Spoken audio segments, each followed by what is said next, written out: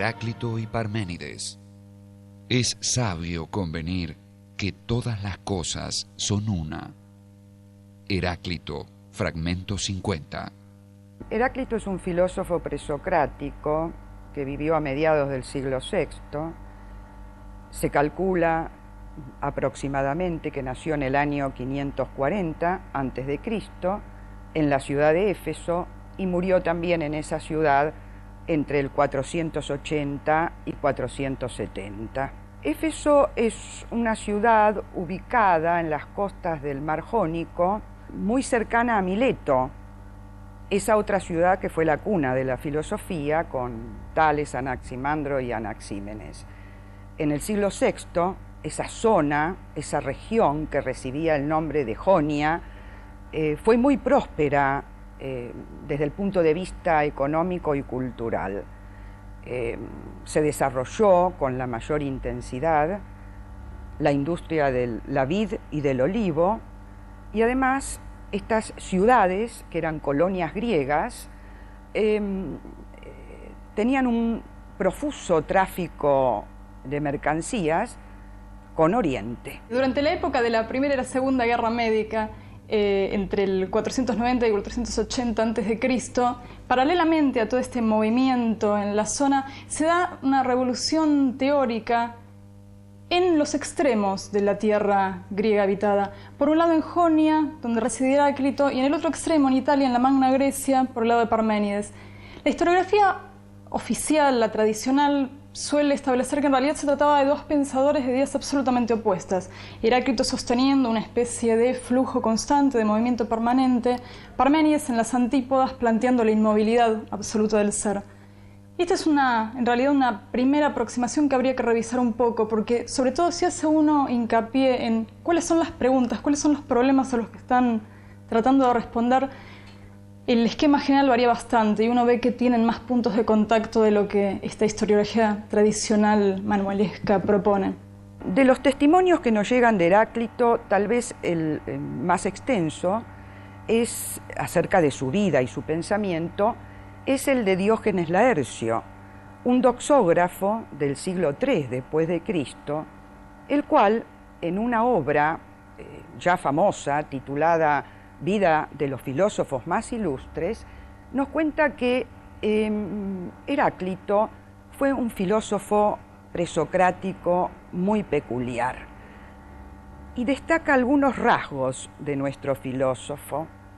Por ejemplo, que sentía un profundo desprecio hacia el resto de los hombres, especialmente hacia sus conciudadanos, los ciudadanos de Éfeso, y también destaca que Heráclito le reprochaba a estos hombres el carecer de sabiduría, el haberse dedicado exclusivamente a la polimatía, palabra griega que significa acumulación excesiva de datos y conocimientos no integrados, erudición.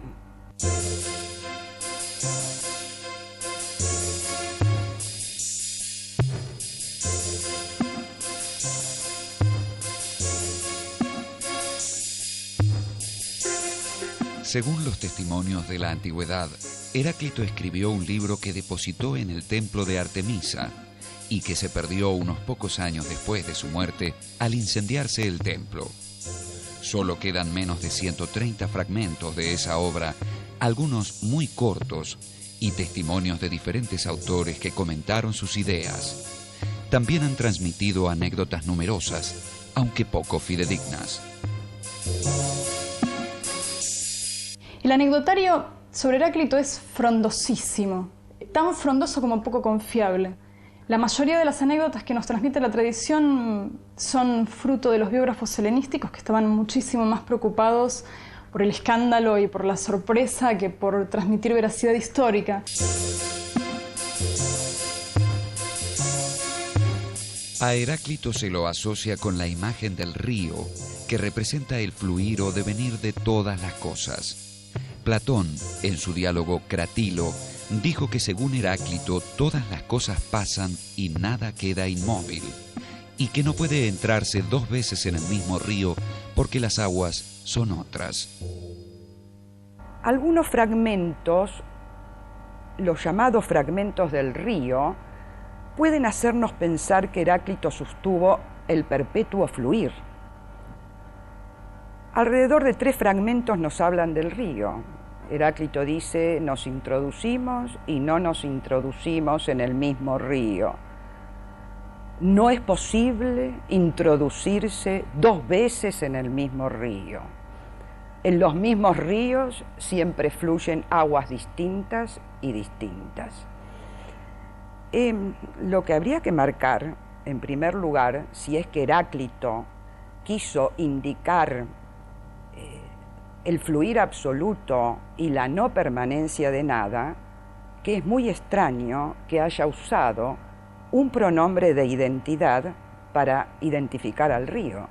Heráclito lo que nos está diciendo es que el río sigue siendo el mismo.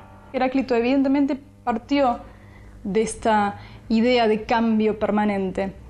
Ahora bien, lo que en todo caso hay que señalar es que este es un punto de partida y de ninguna manera un punto de llegada, no es la conclusión de la filosofía de Heráclito. Heráclito lo que nos está diciendo es que el río sigue siendo el mismo. Precisamente porque aguas distintas fluyen y refluyen con medida, permanece la identidad del río. Con lo cual, podríamos decir entonces que no hay una oposición tan tajante entre Heráclito y Parménides, habiendo sido Heráclito considerado el filósofo del devenir y Parménides el filósofo del ser. Es cierto que Heráclito nos habla de un devenir, pero de un devenir en orden. Y en ambos filósofos, tanto en Parménides como Heráclito, la idea central es el logos.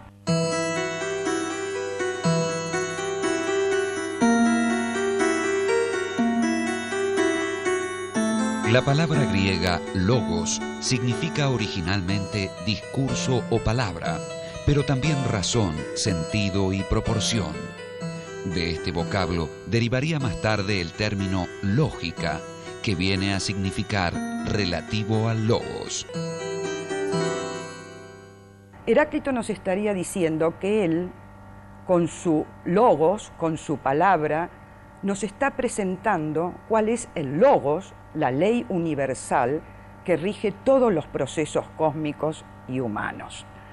A este logos él lo llama, además, común, en el sentido no de vulgar, sino de comunidad. Es una razón eterna, una ley que abarca todas las cosas.